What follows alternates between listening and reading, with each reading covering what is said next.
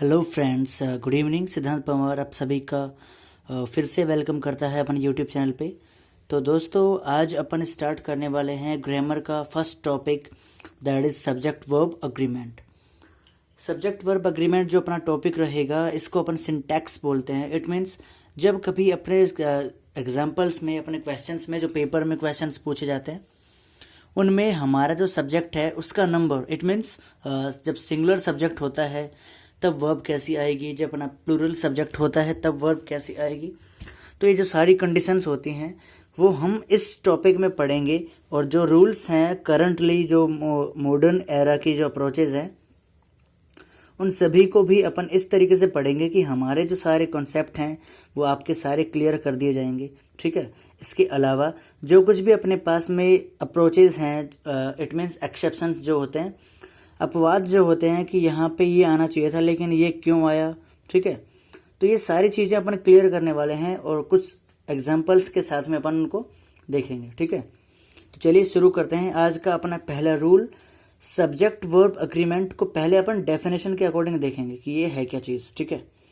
तो जब कभी भी हमारे पास में सेंटेंस में कोई वर्ब हो और उसकी जो नेचर है वो प्लूरल या सिंगुलर में से कोई एक होता है, ठीक, तो वहाँ पे हम क्या करने वाले हैं कि जो सब्जेक्ट का नेचर होगा, सिंगुलर या प्लूरल, उसके अकॉर्डिंग अपन बात करेंगे कि ये वर्ब कैसी आएगी, उसका नेचर क्या होगा, सब्जेक्ट के ऊपर डिपेंड करेगा या नहीं करेगा। क्लियर। चलिए फिर आप देखेंगे जो अपना रूल नंबर 1 है वो आपको क्या कहता है कि जब कभी भी अपने गिवन एग्जाम्पल में, गिवन क्वेश्चन में सिंगुलर सब्जेक्ट आता है, क्वेश्चन में जो अपना सब्जेक्ट है अगर वो सिंगुलर है तो उसके साथ में हमेशा सिंगुलर वर्ब यूज की जाती है। राइट। इसके बाद में अपना जो सेकंड कंडीशन है वो क्या कहता है अपने को कि जब कभी भी हमारा सब्जेक्ट प्लूरल होता है और तो उसके साथ में अपन जो वर्ब यूज करेंगे that will be plural verb. For example आपने यहाँ पे क्वेश्चन देखा है first, that is Rohit has gone for a walk. तो यहाँ पे जो अपना सब्जेक्ट है रोहित, रोहित का जो नेचर है सब्जेक्ट का वो क्या कहता है आपको कि वो सिंगुलर सब्जेक्ट है। तो सिंगुलर सब्जेक्ट के साथ में हमेशा ही सिंगुलर वर्ब यूज की जाएगी, बिकॉज मेन वर्ब की जो फर्स्ट फॉर्म है वो हमेशा क्या होती है, प्लूरल होती है। ठीक है। जो मेन वर्ब है उसकी फर्स्ट फॉर्म हमेशा क्या होती है, प्लूरल होती है। इसके अलावा अपना जो वर्ब की सिंगुलर फॉर्म होती है वो हमेशा एस या ईएस ऐड करने के बाद में बनती है। ठीक है। तो जब कभी हम किसी नाउन को प्लूरल बनाते हैं तो हम उसमें एस या ईएस ऐड करते हैं, एवं जब कभी हम किसी वर्ब को सिंगुलर बनाते हैं तब हम उसे एस या ईएस को ऐड करने के बाद में ही बना सकते हैं। ठीक है। एग्जाम्पल नंबर 2 देखिए कि जब स्टूडेंट्स हैव डिपॉजिटेड देयर फी, यहाँ पे जो अपना सब्जेक्ट है स्टूडेंट्स, ये है अपना प्लूरल सब्जेक्ट। इसका नेचर क्या है कि ये प्लूरल है, मोर देन 1 स्टूडेंट है। तो इसके साथ में जो वर्ब यूज की गई है वो अपनी है हैव। तो जो हैव होता है वो प्लूरल वर्ब है। और ये क्यों है प्लूरल, बिकॉज वर्ब की फर्स्ट फॉर्म हमेशा क्या होती है, प्लूरल होती है। क्लियर। चलिए आगे देखते हैं। रूल नंबर 2 क्या कहता है आपको कि जब हमारे दो सब्जेक्ट्स, इट मीन्स जब क्वेश्चन में दो सब्जेक्ट्स को यूज किया जाता है और दोनों ही सब्जेक्ट एंड के साथ में जुड़े हुए हों, तो वहां पर जो वर्ब यूज की जाएगी वो यूज की जाएगी प्लूरल वर्ब। क्लियर है यहाँ तक। चलिए, क्या बताया अभी मैंने कि जब अपने पास में दो सब्जेक्ट्स एंड से जुड़े हुए होते हैं तो वहां पे वर्ब प्लूरल वर्ब यूज की जाती है। ठीक है। फॉर एग्जाम्पल देखिए, रोहित एंड मोहित, दो सब्जेक्ट हैं, दोनों को अपन ने एंड से कनेक्ट करा हुआ है। फर्स्ट सब्जेक्ट कौन सा था अपना, रोहित, सेकंड था अपना मोहित।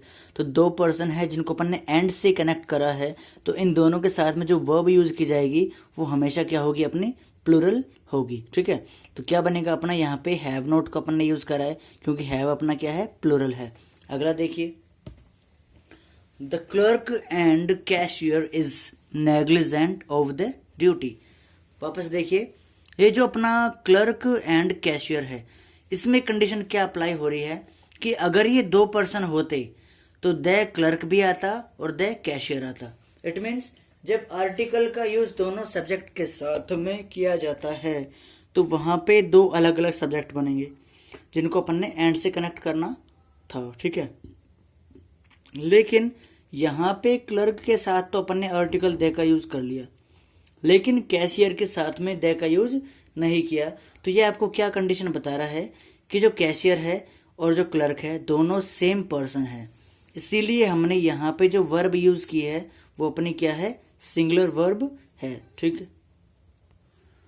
अब दो वर्ड जो अपन यहाँ पे देखने वाले हैं जो कि अपना क्या है, first negligent of and negligent in. जब कभी भी आपको नेग्लिजेंट ऑफ लिखा हुआ मिले तो इसका मतलब होता है किसी व्यक्ति का किसी कार्य के प्रति लापरवाह होना, दैट इज ड्यूटी और वर्क।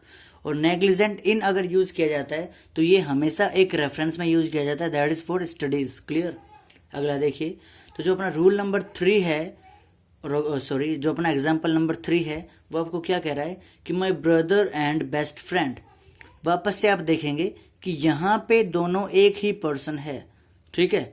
अगर ऐसा होता कि जो बेस्ट फ्रेंड है उससे पहले अगर द यूज़ किया जाता तो दोनों पर्सन अलग होते, लेकिन यहाँ पे आर्टिकल का यूज़ नहीं किया गया है। इट मीन्स ये दोनों सेम पर्सन है। तो my brother and best friend is coming to meet me today, इसीलिए मैंने यहाँ पे जो वर्ब है इसको यूज़ करा है। अब रूल नंबर 3 आप देखेंगे कि जब कभी भी सेंटेंस में पेयर वर्ड्स यूज़ किए जाते हैं, पेयर वर्ड्स मतलब कुछ ऐसे वर्ड्स होते हैं जो पेयर में काम आते हैं, तो जब कभी भी हमारे क्वेश्चन में पेयर वर्ड को यूज़ किया जाएगा तो हम वहाँ पे क्या देखेंगे कि उनके साथ में जो वर्ब है वो हमेशा सिंगुलर यूज़ की जाती है। और वो कुछ एक्सेप्शन को अभी अपन देखेंगे कि कहाँ पे वर्ब सिंगुलर यूज़ नहीं की जाएगी, ठीक है।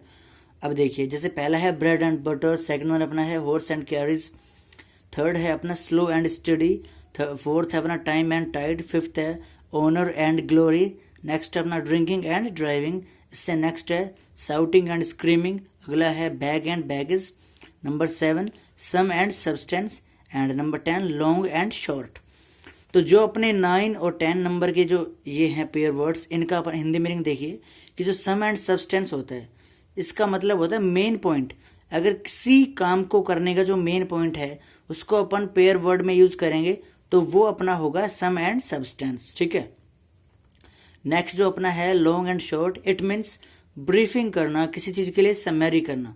जो बड़ी चीज़ें लिखी हुई होती है उनको शॉर्ट में करके लिखते हैं अपन, तो उसे हम बोलेंगे क्या, लॉन्ग एंड शॉर्ट, ठीक है। आगे देखिए, नेक्स्ट देखिए, अब क्वेश्चंस की अपन बात करें कि इसके क्वेश्चंस कैसे पूछे जाएंगे। अगर पहला क्वेश्चन आप देखेंगे तो आपको समझ में आएगा क्या कि जो पेयर वर्ड है उसमें सिंगुलर वर्ब यूज़ की जाएगी, लेकिन एक कंडीशन है वो अपनी है स्पेशल केस की कैटेगरी में अपन उसे रखेंगे।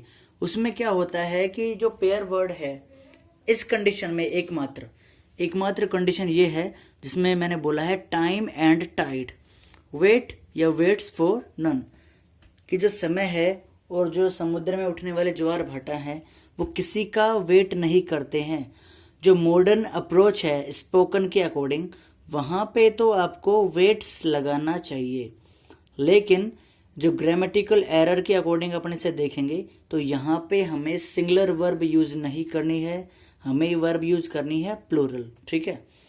पहला क्वेश्चन आप देखेंगे, slow and steady always wins the race. यहाँ पे आपने पेयर वर्ड यूज़ करा है slow and steady, it means धीरे धीरे किंतु रेगुलर काम करने वाला, कॉन्स्टेंट बेसिस पे जो बंदा काम करता है वो हमेशा क्या करता है, कंपटीशन को विन करता है, हमेशा कंपटीशन को कॉन्कर करता है, ठीक है। तो ये जो अपना आज अपन ने देखा है सब्जेक्ट वर्ब एग्रीमेंट का पार्ट फर्स्ट था, इसमें हमने क्या देखा कि जो अपने पास में सब्जेक्ट है उसका नंबर, उसका जो नेचर है सिंगुलर और प्लूरल, दोनों के अकॉर्डिंग किस कंडीशन में किस टाइप की वर्ब अपने को यूज़ करनी है उसका प्रॉपर यूज़ करना हमने सीखा है। इसके बाद में जब तक अपना ये टॉपिक चलेगा हम इसी के part first, second, third and fourth लेकर के आएंगे, ठीक है। तो अगली क्लास कल अपनी होगी मॉर्निंग में। तब तक के लिए इस वीडियो को देखिए और एंजॉय कीजिए। Thank you very much, bye.